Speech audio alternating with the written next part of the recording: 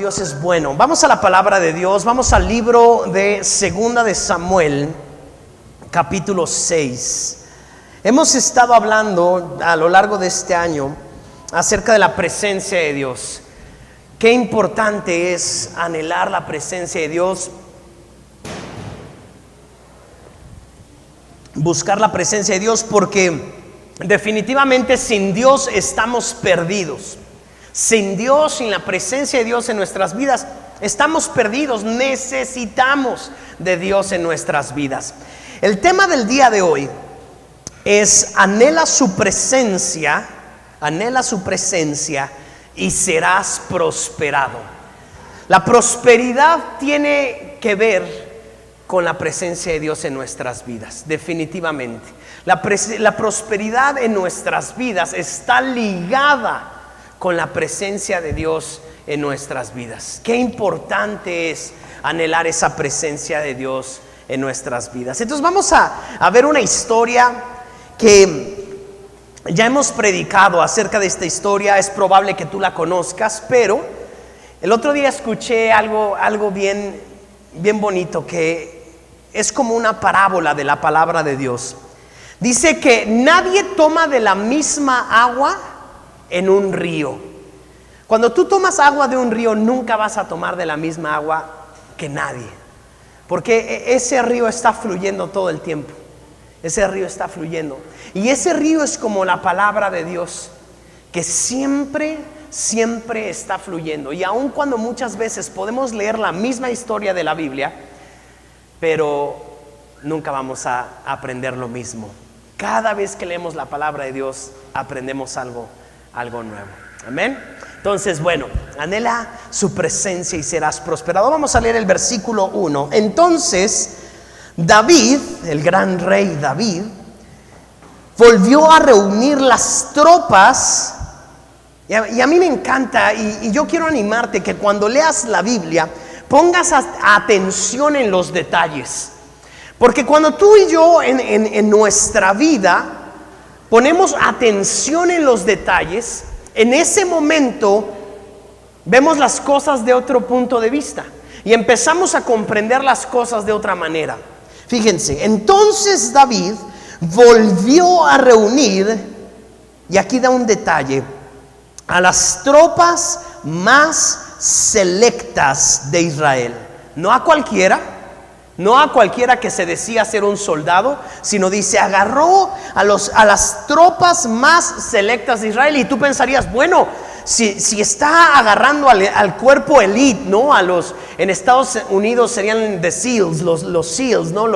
Son como los guerreros más preparados, que están preparados para agua, para mar, para tierra, para aire, para todo. A las tropas más preparadas, a las más selectas. Y uno pensaría, bueno, es que seguramente van a ir a una guerra, seguramente van a ir a una misión muy especial. Esto es algo importante, y por eso es importante que tú y yo aprendamos a poner atención en los detalles. Porque dice que David escogió, ¿quiénes son los mejores? A ver, tráiganme a los mejores. ¿Quiénes son los más inteligentes? ¿Quiénes son los más capaces? ¿Quiénes son los más selectos, los más fuertes, los más estratégicos? Y los trajo. Y pues no eran tan poquitos, eran 30,000 personas. Dice el versículo 2: y las llevó a Baala de Judá para traer de regreso el arca de Dios. Esa era la misión especial. El arca de Dios, para los que no saben qué es eso del arca de Dios, el arca de Dios era un cofre de madera cubierto con oro por todos lados, ese cofre, con una tapa de oro macizo. En la tapa de oro, esa tapa tenía un nombre, que era el propiciatorio. Tenía 2 querubines forjados de puro oro. Y esa arca representaba la presencia de Dios. Esa arca era el objeto más sagrado del pueblo de Israel. Ese era lo más importante, ¿no? Si pensáramos tal vez hoy en nuestros días, que no creo que llegue a tener esa importancia, pero pensemos en la bandera de nuestro país, la bandera de México, nuestra hermosa bandera que amamos, que nos enseñan a amarlas desde pequeños. Esa bandera para nosotros como mexicanos es importante. Esa bandera simboliza y tiene un águila devorando a una serpiente parada sobre un nopal. Y esa águila para todos nosotros como mexicanos tiene una importancia, ¿no? En donde sea que estemos, vemos la bandera y decimos, esa es parte de nosotros. Bueno, el arca del pacto era aún más importante que eso, porque simbolizaba la presencia de Dios. Cuando iban a pelear, ellos llevaban el arca del pacto y la cargaban sobre sus hombros. Cuando salían a conquistar una nación, la llevaban sobre sus hombros, la cuidaban. No la podían poner en cualquier lugar. Era importantísima, pero resulta que el arca del pacto la habían dejado fuera de Jerusalén. Ahorita todos conocemos o hemos escuchado de Jerusalén, la ciudad de Jerusalén, pero en aquel entonces Jerusalén estaba empezando a ser lo que hoy nosotros podemos conocer. Porque David acababa de llegar a Jerusalén, acababa de conquistar Jerusalén. Esa ciudad, antes de ser la ciudad de David o la ciudad famosa que conocemos como el pueblo para el pueblo de Israel, esa ciudad fue antes una ciudad de otra tribu, de los jebuseos. Pero David había conquistado Jerusalén, pero el arca del pacto se había quedado lejos. Y entonces David dice que en un momento, ya que estaba en Jerusalén, empieza a hacer de Jerusalén su ciudad. Dice, a esta ciudad le falta algo. A esta ciudad le falta lo más importante. Y entonces David, que era un hombre de guerra desde pequeño, dice, tenemos que traer a las personas más importantes, las tropas más selectas, y vamos a ir todos juntos por la presencia de Dios. No es una pelea, no es una cuestión bélica, no es una guerra, no, pero es traer el arca del pacto, traer la presencia de Dios a Jerusalén.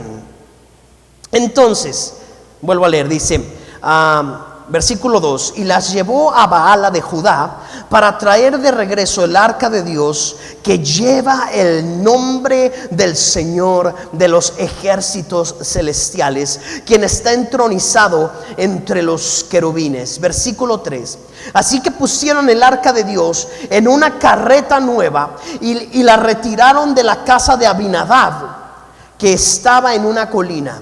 Usa y Ahío, hijos de Aminadab, guiaban la carreta que cargaba el arca de Dios. Ahío caminaba delante del arca, y David y todo el pueblo de Israel celebraban ante el Señor, entonando canciones y tocando todo tipo de instrumentos musicales, liras, arpas, panderetas, castañuelos, címbalos. Eso era una fiesta. Aquí veíamos a David y al pueblo de Israel cantando a Dios y diciendo: Dios, tú eres bueno, Dios, tú eres maravilloso, tú eres grande. Y en eso ponen el arca del pacto, que les digo que era un cofre. Imaginemos un cofre, lo ponen encima de una carreta, y dice que iba uno de los hijos de Abinadab adelante de la carreta, el otro iba detrás, y iban cantando. Normalmente la canción que cantaban es porque bueno es Dios y para siempre es su misericordia. Es uno de los salmos más famosos, y lo iban cantando, iban dando gloria a Dios. Verdaderamente se estaban gozando por algo importante que estaba sucediendo en el pueblo de Israel. Y tal vez tú digas: bueno, ¿qué de importante tiene eso? Y lo importante es esto: tú y yo tenemos que aprender a honrar y amar y anhelar la presencia de Dios en nuestras vidas. Cuando tú y yo aprendemos a darle la importancia a eso, nuestras vidas van a ser bendecidas. Pero tenemos que aprender a darle la importancia. El rey David era el hombre más importante. El rey David era el hombre más rico. El rey David era un conquistador desde su juventud. El rey David, aquí estamos ya hablando de un hombre muy, muy, muy importante, muy rico, muy fuerte, muy capaz. Imagínate, solamente de sus tropas selectas había juntado 30,000 hombres. Solamente de las tropas selectas. Estás hablando que este hombre tenía un ejército de miles o de cientos de miles. Era un hombre importante. Era un hombre ya en una etapa madura de su vida. Era un hombre ya con hijos. Podría decirse, era un hombre exitoso. Ya. Él podía sentarse a disfrutar de su éxito, había conquistado la ciudad que quería, ya podía sentarse a decir, bueno, voy a construir un gran templo y voy a exponer mi riqueza, vamos a hacernos más ricos, vamos a hacernos más poderosos, pero no. Y eso es importante, que tú y yo hagamos un alto en nuestras vidas para pensar, ¿dónde está la presencia de Dios en mi vida?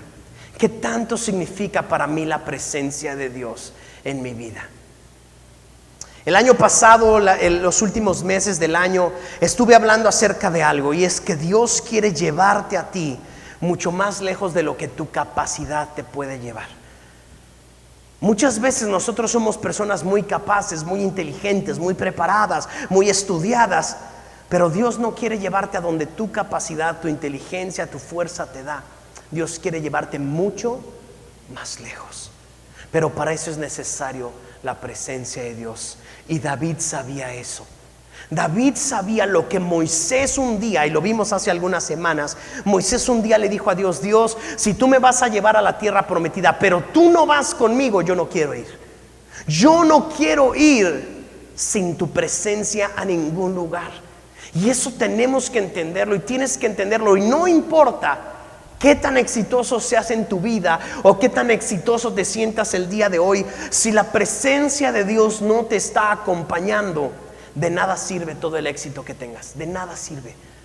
De nada sirve todo lo que podemos lograr si la presencia de Dios no está con nosotros. Primer punto, el día de hoy, tenemos que anhelar habitar en la presencia de Dios. Tenemos que anhelar habitar en la presencia de Dios. Tenemos que buscarlo con nuestro corazón, porque sabes una cosa, todavía hay más cosas que Dios quiere hacer en tu vida. Y muchas veces ya estamos cansados, ya estamos derrotados, ya estamos fracasados, y lo primero que dice el ser humano es ya no puedo más. Ya me voy a divorciar, ya voy a dejar este negocio, ya me voy a salir del trabajo, ya no puedo más. Cuando Dios te dice todavía puedes más, y si te esfuerzas un poco más, y si peleas un poco más, y si logras caminar un poco más, vas a ver mi recompensa en tu vida. Y esa recompensa va a ser mucho mayor. Yo veo muchas personas, y cada vez más creciente, personas que abandonan. Y que es muy fácil abandonar algo. Y dicen, abandono la carrera, abandono este trabajo, abandono mi esposa, abandono a mis hijos, abandono. Y a veces somos muy rápidos para abandonar, porque como vivimos en la cultura de ser feliz, haz lo que sea por ser feliz. Pero la vida no es así. Todos aquí en nuestra vida, cuando nos casamos, decimos, wow, nos casamos y vivieron felices para siempre. Pero cuando empezamos a transitar por el matrimonio, nos vamos dando cuenta que ese vivimos felices para siempre no es como lo tenemos en nuestra mente. Tenemos que aprender a provocar esa felicidad en las distintas etapas. Cuando ponemos un negocio pensamos, no, sí, ahora sí, me voy, es el sueño de todos poner un negocio, ahora sí voy a ser dueño de mi tiempo y voy a ganar mucho dinero y me voy a esforzar y tal. Pero cuando empezamos a hacerlo nos damos cuenta que no es tan fácil. Nos damos cuenta que tener un negocio tiene sus retos, tiene sus días de tristeza, sus días de depresión, su día de desánimo, y así con cada cosa de nuestras vidas. Necesito el empuje de Dios nuevamente en mi vida. Y entonces en ese momento dice, traigan a los más selectos y vamos a ir por la presencia de Dios. Y entonces van, encuentran este cofre que te digo, el arca del pacto, la suben en una carreta y se ponen a cantar y empiezan a cantar, Dios, tú eres bueno, y se están gozando y van caminando y David va aplaudiendo y la gente va gritando y las mujeres van tocando los panderos, algunos van tocando algunos cuernos, otros traen instrumentos de cuerda, van tocando, van contentísimos. Y ahí podría terminar la película, ¿no? Así como que ya empiezan a salir los créditos, pero no, apenas ahí empieza esta historia. Versículo 4.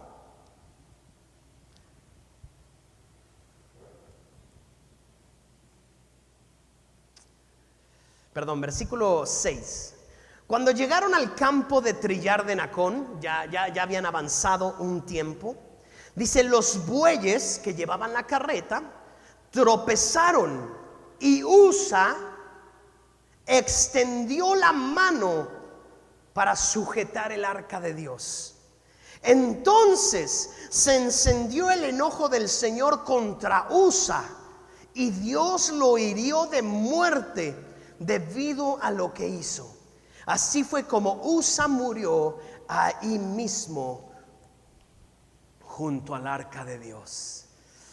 Qué interesante, porque lo que era una fiesta, gritos de alegría, canciones, de repente, pues obviamente estamos hablando de calles que no estaban pavimentadas, pasó por ahí en alguna piedra, algún buey se le dobló una pata, en la carreta se movió, parece que se iba a caer, y de pronto Usa extiende su mano para agarrar el arca del pacto, y en el momento en el que toca el arca del pacto, dice la palabra de Dios, que Dios aniquila a Usa, se muere, le dio un paro, no sé qué le haya pasado, pero lo que era celebración, cantos de alegría, cantos de gozo, wow, llevamos la presencia de Dios, el arca del pacto, David cantando, todos bailando, alegrándose, y de repente, ¡pum!, se muere Usa, en medio de una fiesta.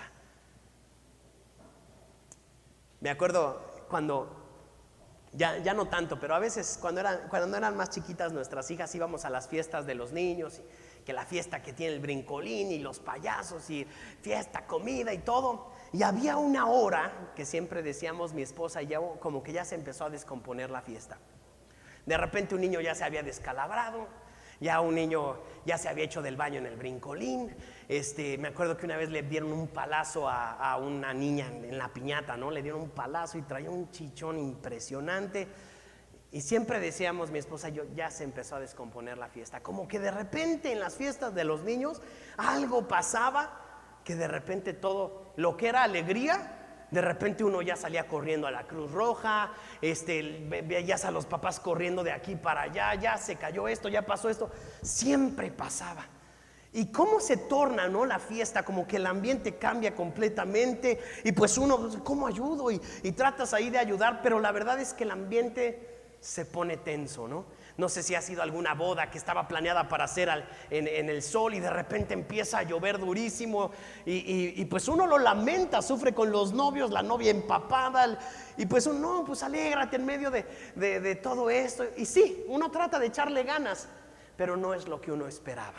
Ahora imagínate esta fiesta de todo el pueblo celebrando, el pueblo danzando, el pueblo cantando, y de repente una persona muy importante se acababa de morir en la fiesta por tocar el arca del pacto. Y aquí hay muchas enseñanzas, hay muchas enseñanzas que podemos tomar, pero hay una que quiero tomar el día de hoy. El segundo punto el día de hoy que quiero darte es: la presencia de Dios no puede ser llevada en tus fuerzas. La presencia de Dios no es algo que puede ser llevada en nuestras fuerzas. Muchas veces pensamos que podemos atrapar la presencia de Dios en algo y llevarlo en nuestras fuerzas. Y muchas veces tomamos ciertas cosas en nuestras vidas y pensamos que esas cosas son las que traen la presencia de Dios. Yo he visto muchas personas que a veces dicen: no, bueno, yo quiero que Dios me bendiga, entonces voy a abrir una Biblia en mi casa en el Salmo 23. Y pensamos que por tener una Biblia abierta en el Salmo 23 en mi casa, entonces la presencia de Dios va a estar ahí. Y quiero decirte, no es por eso. Y no quiere decir que sea malo que tú abras tu Biblia, la pongas, pero es que eso se vuelve más en un ídolo muchas veces, donde pensamos que, bueno, por tenerla abierta, entonces ahí está la bendición de Dios. No, en ninguna parte de la Biblia vas a encontrar que Dios quiere que abramos la Biblia y la pongamos ahí. No, Dios nos dice: medita, vive lo que está escrito ahí, haz lo que está escrito ahí, y entonces serás bendecido, pero no por abrirla. Y hay muchas personas que dicen: no, bueno, como yo tengo una cruz, aquí tengo una cruz, por ejemplo, miren, una cruz. Y entonces, como tiene este cuaderno, tiene esta cruz, este cuaderno está más bendecido que todos. La verdad es que no. Esta cruz es una cruz que pues es de, no sé si sea metal, plástico, ¿qué? Pero pues es un cuaderno cualquiera.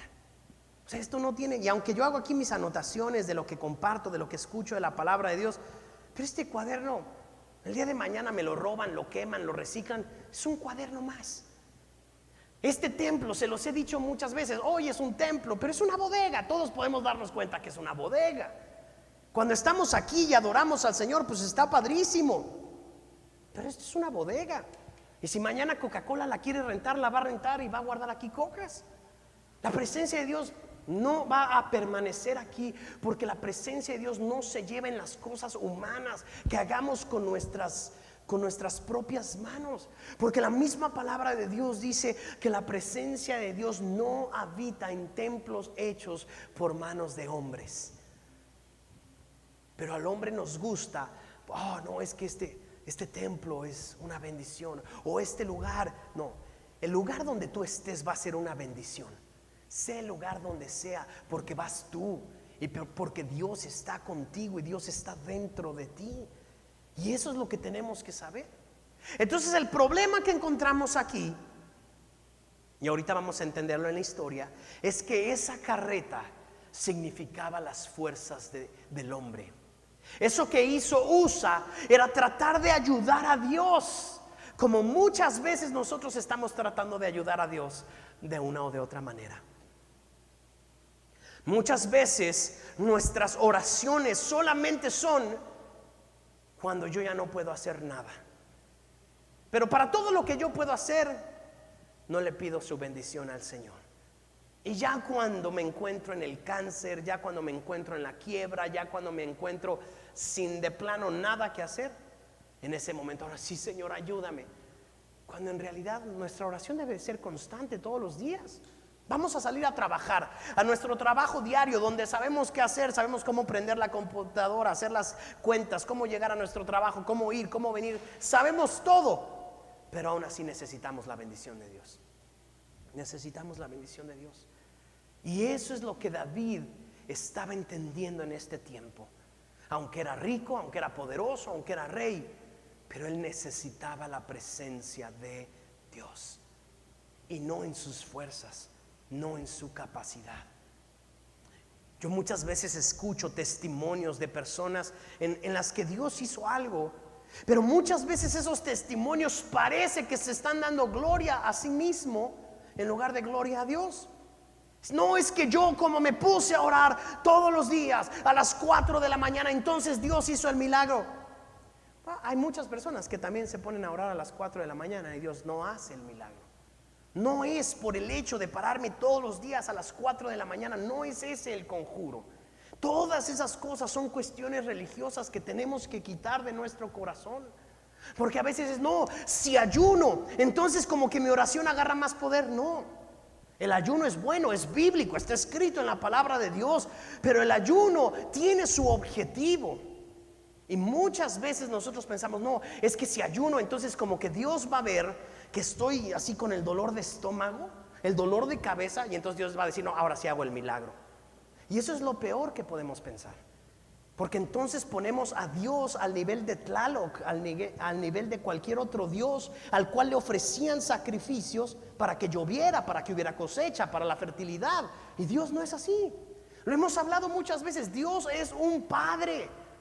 Eso es lo que es Dios. Y su oración es, o la oración que Jesús nos enseñó es: Padre mío, mi Padre, Padre nuestro. Tenemos que aprender a verlo como un Padre. Y mis hijas, perdón que lo diga, pero mis hijas no andan haciendo sacrificios para sacarme para una paleta, ni para un helado, ni nada. Papá, quiero que me lleves por un helado. Y entonces a veces yo les digo, bueno, si recoges tu cuarto.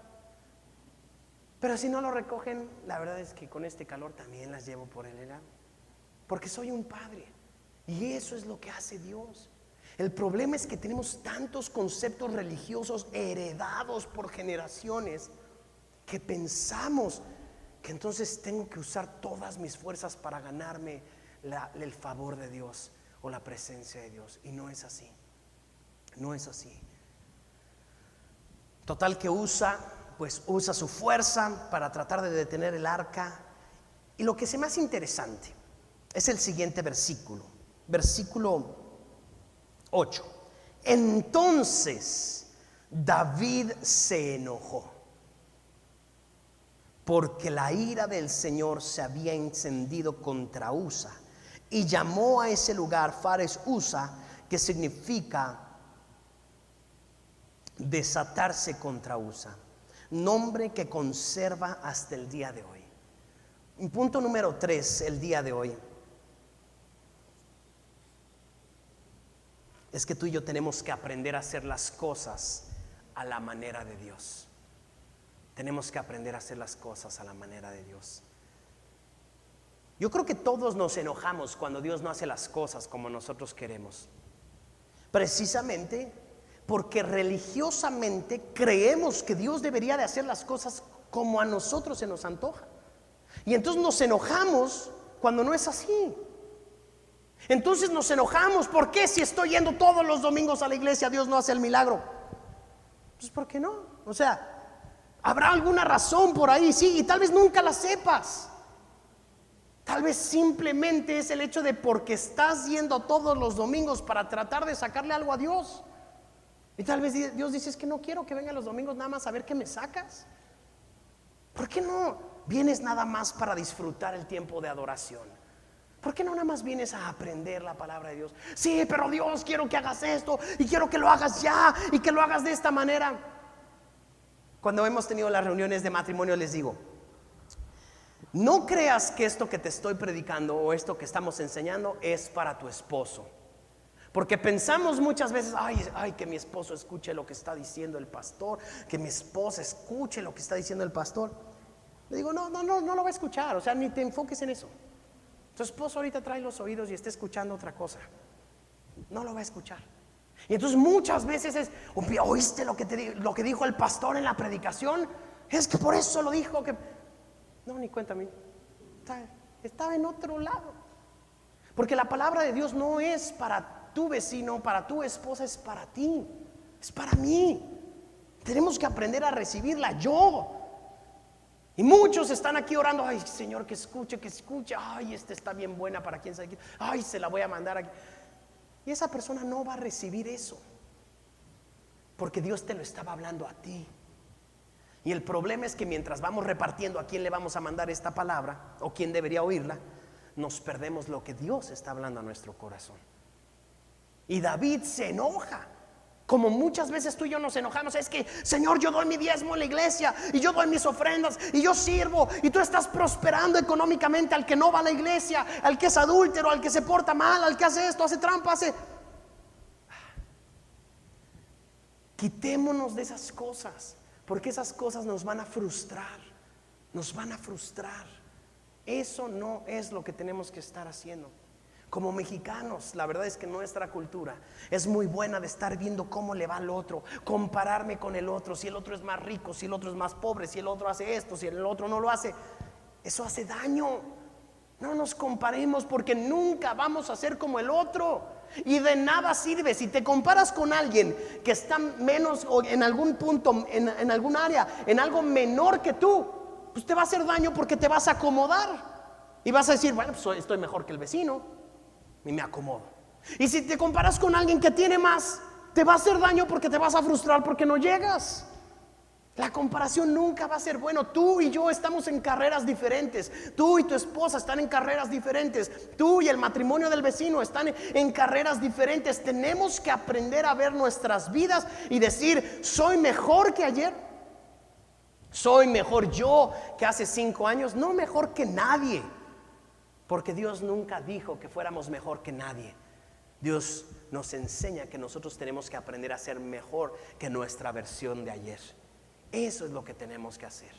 Estoy conociendo a Dios más que ayer, estoy orando más que ayer, me estoy esforzando en la gracia de Jesucristo más que ayer, estoy amando a mi esposa más que ayer, estoy amando más a mis hijos.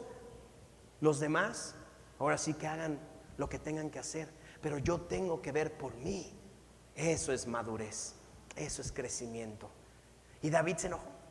¿Cómo puede ser posible? Ya me imagino a David pensando, pues si estoy yendo por la presencia de Dios y estoy cargando la presencia de Dios, ¿cómo se le atreve a Dios a hacer esto? Estoy yendo todos los domingos, me estoy portando bien, ahora sí no estoy diciendo mentiras, bueno, algunas, pero no tantas. Ahora sí no estoy robando, y ahora que puse un negocio y lo estoy tratando de hacer bien y mira cómo me va, me asaltaron. Eso pasa. Eso pasa. Siempre que haya algo difícil, recuerda lo que Jesús dijo: en el mundo vas a tener aflicción. En el mundo vas a tener aflicción. Punto. Quisiera yo decirte que no, y que a ningún cristiano lo asaltan, y que a ningún cristiano se enferma. Eso es una mentira. A los cristianos también nos han asaltado. A los cristianos, me acuerdo, la razón por la que llegamos a la casa de donde vivimos nosotros es porque un día regresamos gozándonos con el Señor, porque nos había dado unas muy buenas vacaciones, gloria a Dios, y cuando llegamos a nuestra casa se habían metido a robar, y entonces pues nos tuvimos que ir de esa casa. Entonces uno dice: no, pues ¿qué pasó, Señor? Oye, soy pastor y te sirvo, y sí, pero eso no te exenta de que vas a pasar por momentos difíciles, momentos complicados. Punto número 3, haz las cosas a la manera de Dios. Entonces, ahora David, pues dijo: ¿qué pasó aquí? Se enojó, pero él quería la presencia de Dios, y él tenía que ver qué había hecho mal, qué tenía que cambiar para que eso no volviera a suceder y pudiera llegar la presencia de Dios. Sigamos leyendo, versículo 9. Ahora David tenía miedo del Señor y preguntó: ¿cómo podré regresar el arca del Señor para que esté bajo mi cuidado? Fíjate, se enojó con Dios, pero aún así dijo: ¿cómo puedo hacerle? Mi anhelo es que la presencia de Dios esté conmigo en mi casa, en la ciudad donde yo vivo. Pero pues después de que pasó esto, dice, ahora entró miedo delante de David. ¿Cómo puedo llevarla? Porque pues no voy a ir matando gente todo el camino. ¿Cómo puedo llevar la presencia de Dios? Este corazón del rey David era un corazón completamente de un líder. Porque hay muchos líderes que mataron gente sin problemas, ¿verdad? Y él no quería seguir matando más, porque él no quería esa imagen de Dios del arca. No. Él dijo: tiene que haber una manera correcta de hacer las cosas. Tiene que haber una manera correcta de hacer las cosas. Pienso en aquellos padres, aquellos esposos que quieren que a fuerza su esposa, su esposo, sus hijos conozcan la palabra de Dios. Y nunca viven la palabra de Dios, pero el domingo están parados temprano para irse a la iglesia. Y están peleándose toda la mañana para que toda la familia venga a la iglesia. Y yo pienso, ¿esa es la manera correcta de venir a la iglesia? Yo sé que aquí nadie, ¿verdad? Pero en otras iglesias. ¿Es correcto pasarnos toda la mañana peleando para llegar a la iglesia? Y con esto no quiero decir que ya no vengan a la iglesia, por favor, porque no vaya a estar vacía la próxima semana la iglesia. Pero ¿qué es más importante? Porque yo sé, soy un ser humano también, y a veces estamos en el estrés, no, es que tenemos que orar. Me acuerdo que en otra ocasión íbamos en la carretera y de repente casi tenemos un accidente fuerte. Y entonces por ahí alguien dijo: es que no oramos cuando salimos de la casa. Y en primera sí habíamos orado, y en segunda, pues no creo que por no orar antes de salir de la casa, entonces Dios diga: a ver qué tráiler les voy a enviar para que los aplaste y no vuelvan a salir sin orar de la casa. ¿Tú creen que esa sería la enseñanza que Dios nos quisiera dar? Sería un Dios bastante feo, bastante malo. Jamás. Esa no era la instrucción que Dios nos quería dar. La instrucción que Dios nos quiere dar es que Él está con nosotros en todo momento. Entonces el problema es que llegamos todos peleados con la familia, y entonces pues ¿cómo va a crecer un niño que todos los domingos sus padres se pelean para ir a la iglesia? No, pues creo que ir a la iglesia es lo que desata las peleas en mi casa. Yo creo que cuando me case, pues mejor no vamos a la iglesia. O sea, si voy a estar peleando con mi esposo todos los domingos, yo no quiero eso. Tenemos que a veces pensar en las cosas que estamos haciendo como padres. Porque muchas veces creemos, no, sí, tenemos que ir a la iglesia y ándale y esfuérzate y tal. Pero fíjate cómo David se puso a pensar, ¿cómo puedo traer la presencia de Dios sin que esto vuelva a pasar? ¿Cómo puedo hacerle? Tal vez si el sábado me preparo, y si desde el sábado yo empiezo a preparar todo para no estar peleando el domingo. Digo, tengo tantas ganas de que mi familia vaya, pues ¿por qué no preparo la ropa? Dejamos todo listo, dejamos ya lo que vamos a desayunar, está todo preparado, el coche ya trae gasolina. El sábado, aunque me dormí más tarde, pero dejé todo listo para que el domingo nos despertemos, podamos desayunar, o tal vez si tú sales todos los domingos a desayunar, que sales a la barbacoa, lo que sea, pero que estemos listos y que lleguemos en paz y que disfrutemos el ir a la iglesia y que no sea un martirio. Eso es lo que David estaba preparando. ¿Cómo puedo traer la presencia de Dios? Hagamos las cosas a la manera de Dios. Versículo 10. Mientras David estaba pensando esto, pues se fue a su casa, la fiesta se terminó. Por lo tanto, David decidió no trasladar el arca del Señor a la ciudad de David, sino que se la llevó a la casa de Obed-edom en Gat. Versículo 11. El arca del Señor permaneció en la casa de Obed-edom por 3 meses. Y el Señor bendijo a Obed-edom y a los de su casa. Interesante, porque dejan el arca del pacto, pero ahí en esa casa no hubo muerte. Ahí nadie se murió. Ahí pasó todo lo contrario. Dice aquí, estuvo 3 meses el arca del pacto. El otro en un día trató de agarrarla y se murió. Pero estos 3 meses en la casa de Obed-edom, la cosa fue completamente diferente. Dice aquí que mientras estuvo 3 meses la presencia de Dios, el Señor bendijo a Obed-edom y a los de su casa. Versículo 12. Entonces le dijeron al rey David: el Señor ha bendecido a los de la casa de Obed-edom y a todo lo que tiene a causa del arca de Dios. Luego David fue y llevó el arca de Dios a la casa y llevó el arca de Dios de la casa de Obed-edom a la ciudad de David con gran celebración. Hay 2 puntos que quiero darte el día de hoy. Número 1, en la presencia de Dios hay prosperidad. Cuando nosotros aprendemos a honrar la presencia de Dios, entonces somos bendecidos. Tenemos que aprender a honrarla. Lo que hizo Usa, aunque no nos habla del corazón de Usa, pero es completamente diferente. Definitivamente algo en el corazón de Usa, o tal vez en el corazón de David, no estaba de manera correcta. Como muchas veces, aún nosotros viniendo a la iglesia, tal vez nuestro corazón no está en la posición correcta. Y de pronto vemos personas que son muy bendecidas por la presencia de Dios, pero de pronto otros no. La diferencia es que está en el corazón.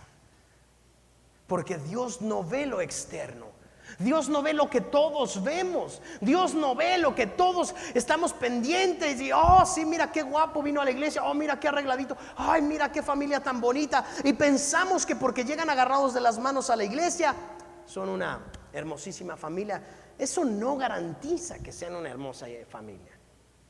Pues eso, cualquier persona enojada viene en el coche peleando, pero bajándose, entrando a la iglesia, nos convertimos en arcángeles, ¿verdad? Todos podemos hacer eso, pero eso no es lo que Dios quiere.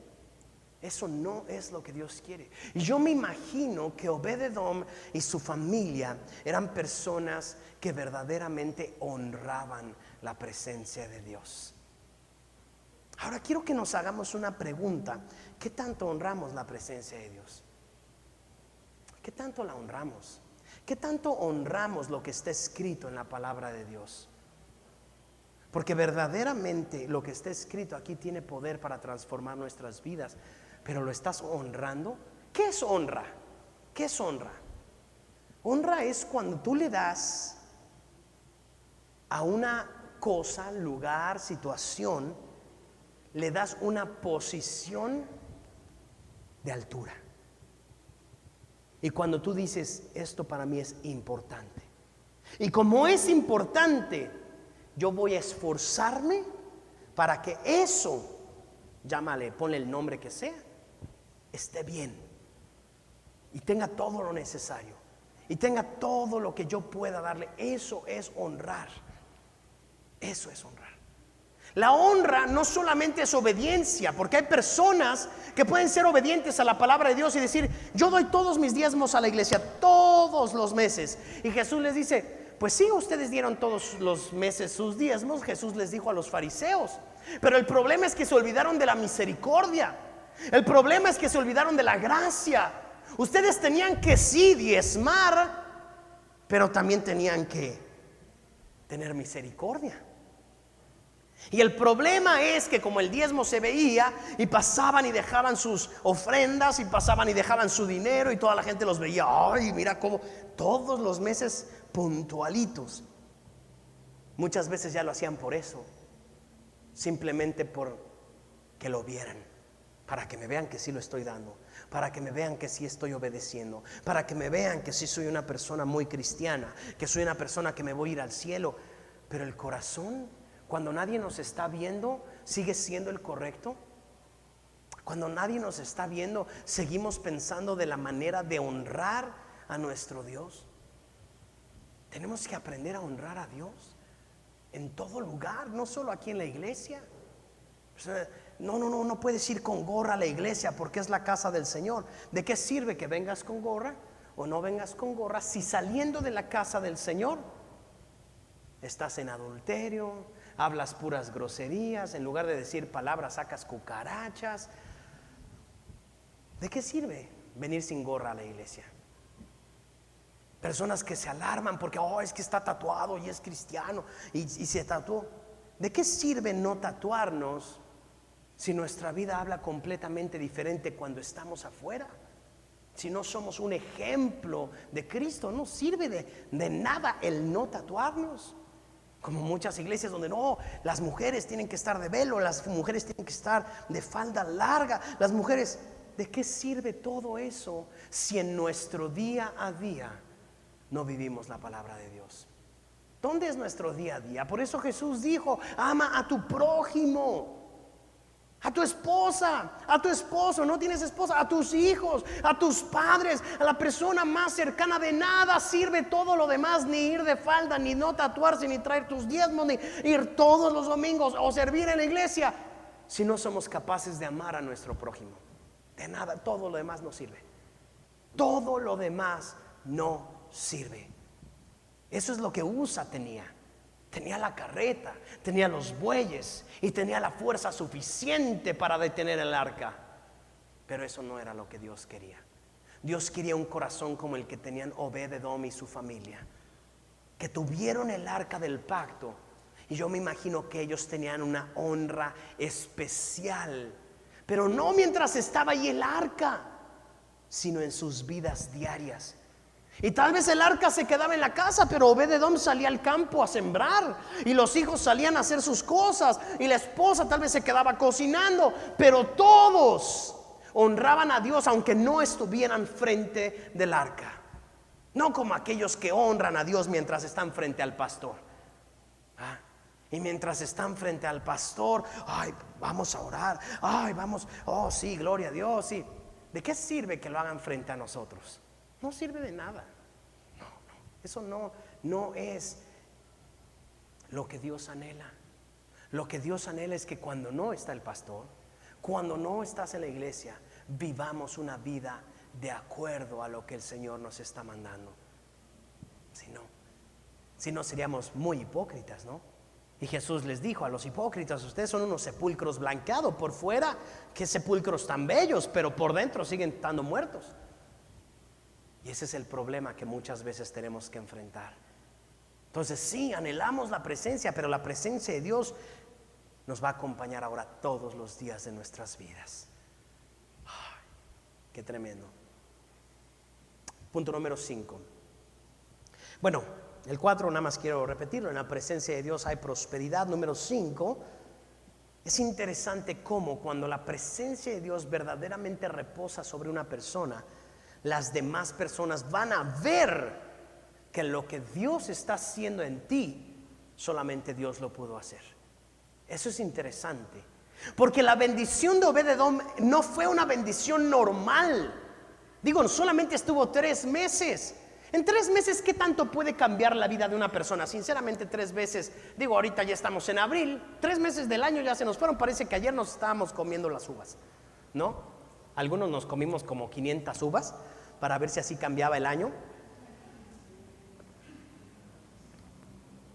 Y no cambió.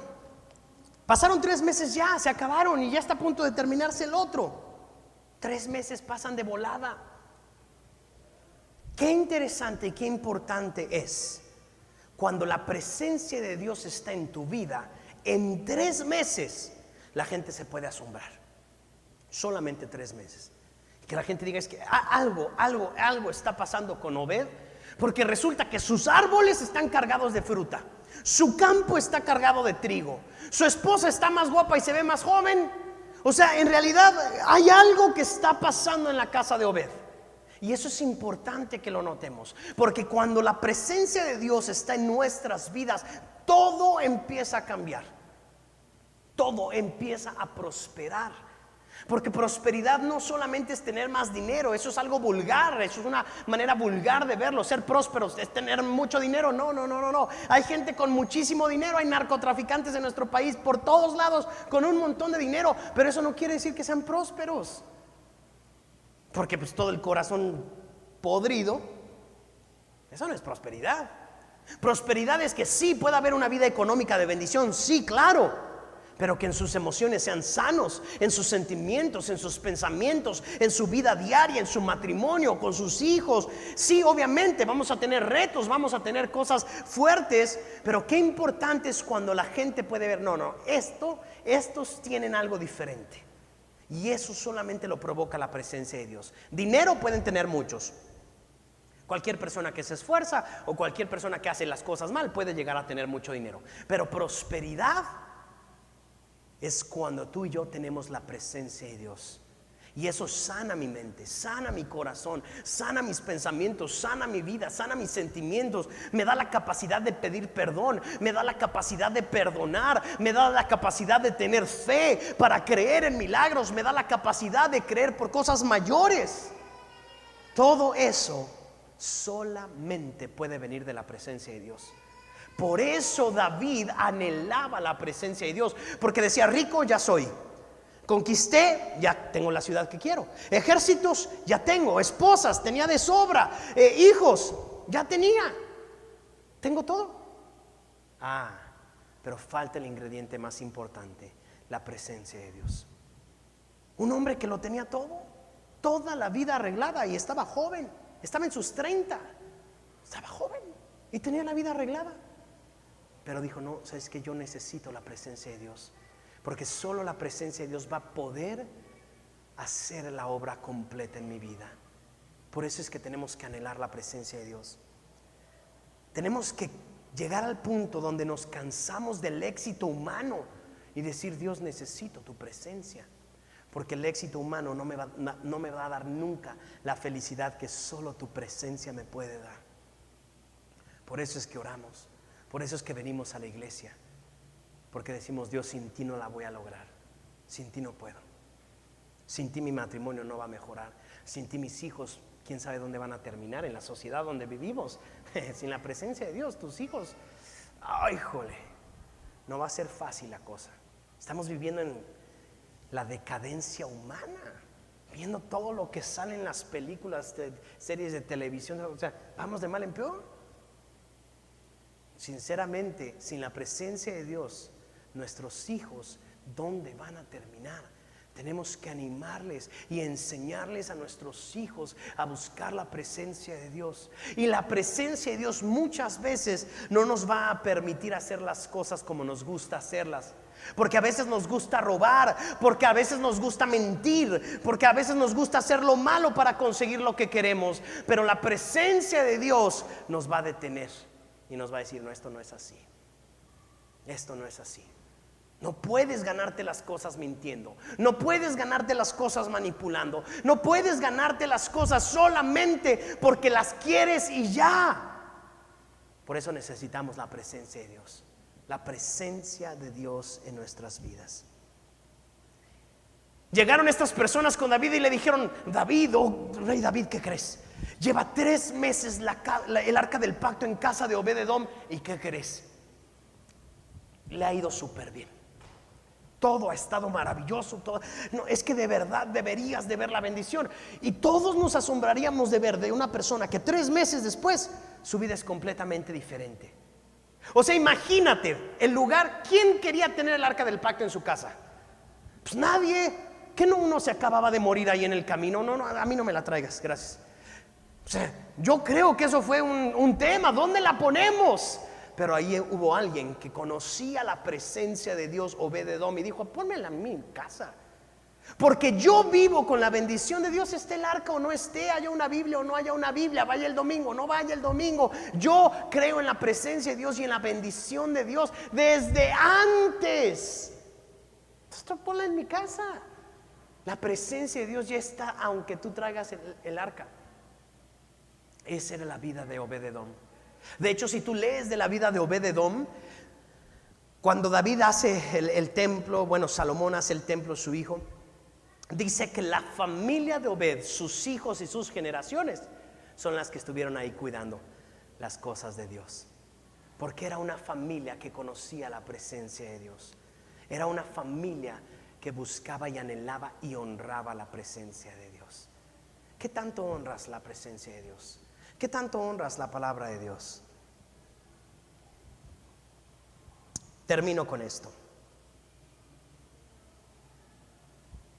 Versículo 10. Por lo tanto, David decidió no trasladar el arca del Señor a la ciudad de David, sino que la llevó a la casa de Obed-edom en Gat. Versículo 11. El arca del Señor permaneció en la casa de Obed-edom por 3 meses, y el Señor bendijo a Obed-edom y a los de su casa. Versículo 12. Entonces le dijeron al rey David: el Señor ha bendecido a los de la casa de Obed-edom y todo lo que tiene a causa del arca de Dios. Luego David fue y llevó el arca de Dios de la casa de Obed-edom a la ciudad de David con gran celebración. Cuando los hombres que llevaban el arca del Señor dieron apenas 6 pasos, David sacrificó un toro y un ternero engordado, y David danzó ante el Señor con todas sus fuerzas, vestido con una vestidura sacerdotal. Versículo 15. David y todo el pueblo trasladaron el arca del Señor entre gritos de alegría y toques de cuernos de carnero. Hay varias cosas distintas. Una de ellas es que ahora no subieron el arca del pacto en una carreta, porque el arca del pacto y la presencia de Dios no se lleva en cosas humanas. El arca del pacto y la presencia de Dios se lleva sobre nosotros. Sobre nosotros. La tomaron los sacerdotes, la pusieron en sus hombros y empezaron a caminar con ella. Esa era la manera correcta de llevar la presencia de Dios sobre los hombros. Y eso es lo que Dios anhelaba. Y tú y yo tenemos que aprender que la presencia de Dios no es si te cuelgas una cruz, no es si le pones un pescadito a tu coche, no es si traes la Biblia aquí para todos lados. No. La presencia de Dios va sobre ti. Tiene que ir sobre ti. De tal manera que si te quitas esta camisa, la presencia de Dios sigue contigo. De tal manera que si te metes al baño y no hay nadie, pero la presencia de Dios sigue contigo. Si te estás bañando, si te estás escondiendo, dice el Salmo 139, si fuera a lo más alto de la tierra, ahí estarías tú. Si fuera a lo más profundo, ahí estarías tú. Si me fuera al este, ahí estarías tú. Si me fuera al oeste, ahí estarías tú. Tenemos que aprender a llevar la presencia de Dios con nosotros y sobre nosotros. Tienes que saber algo: Dios está ahí contigo en todo momento. Y entonces, ay caray, no debería de estar hablando lo que estoy hablando porque aquí está Dios. Ah caray, no debería de estar diciendo lo que estoy diciendo, no debería de estar viendo lo que estoy viendo. Ay, pero el chismecito está tan bueno y estamos hablando. Sí, pero tenemos que ser conscientes de la presencia de Dios. ¿Quieres ser prosperado? Yo creo que todos queremos ser prosperados. La presencia de Dios es la mejor manera de prosperar. Es la única manera de poder ser prosperados. cuando empezamos a poner en orden nuestra vida de acuerdo a la presencia de Dios. Entonces tenemos que aprender a caminar en esa presencia de Dios. Mi sexto punto el día de hoy, y con este termino: honraremos la presencia de Dios. Tenemos que aprender a honrar la presencia de Dios. Tenemos que aprender a honrarla. Tenemos que aprender a honrarla. Esa es la razón por la que venimos los domingos a la iglesia. Esa es la razón por la que nos arreglamos, nos bañamos, nos vestimos de alguna manera bonita, agradable, pero no para que me vean todos. No, porque quiero honrar a mi Dios. ¿Estás honrando a Dios? ¿Llegas temprano a la iglesia porque estás honrando a Dios? Eso es importante. ¿A qué hora llegamos a la iglesia? ¿Traemos nuestros diezmos y nuestras ofrendas para honrar a Dios? ¿Por qué es importante darlos aquí en la casa de Dios? Porque sabemos que aquí está la presencia de Dios. ¿Por qué cantamos? Aquí vemos a David cantando la primera ocasión y la segunda ocasión, nada más que la primera ocasión agarró a las tropas más selectas. La segunda ocasión dice que todo el pueblo fue por el arca del pacto, porque ahora la iban a llevar en los hombros. Y el Señor quería que todo el pueblo viera cómo la presencia de Dios llegaba a la ciudad de David, a Jerusalén. Tenemos que aprender a honrar a Dios con nuestras vidas todos los días, 365 días al año. Ahora no es fácil porque llevamos una vida de deshonra a Dios. No nos importa lo que pensamos, no nos importa lo que sentimos, no nos importa lo que decimos, no nos importa lo que hacemos. Esa es la verdad. Lo que vemos en las redes, lo que no vemos. Pero cuando tú quieres ser bendecido por Dios, empiezas a poner atención. Y en ese momento dices, ¿sabes qué? Esto no lo debería de estar haciendo. Yo no debería de ser parte de estas pláticas. Yo no debería de hablarle así a mi esposa. Yo no debería de hablarle así a mis hijos. Yo no tendría que estar hablando así del pastor. Yo no tendría que estar hablando así de mi iglesia. Yo no tendría que estar hablando así de Dios. Y empezamos a poner cuidado. No, esto no honra a Dios. Y cuando hacemos eso empieza a desatar bendición, prosperidad en cada área de nuestras vidas, porque empezamos a tener cuidado, porque la presencia de Dios provoca en nosotros. No, si yo no le voy a hablar así a mi esposa porque Dios está aquí, eso va a mejorar mi matrimonio. No, yo no debería de ver esto en las redes, esto está ensuciando mi mente, mi corazón. Eso va a empezar a sanar mi mente, eso va a empezar a limpiar mi mente. No, estos sentimientos que tengo de odio, de amargura, Señor, ayúdame a sacarlos, no debería de tenerlos. ¿Cómo? Eso va a empezar a sanar tu vida. Simplemente la presencia de Dios va a hacer lo que hizo en la casa de Obed-Edom, empezar a transformar toda la casa. ¿Quieres ser prosperado? ¿Quieres ser prosperado verdaderamente? ¿Sí quieres o no? Sí, queremos. Entonces traigamos la presencia de Dios a nuestras vidas y digamos, Señor, quiero que tu presencia me acompañe. Amén. Vamos a darle un aplauso al Señor y vamos a ponernos de pie.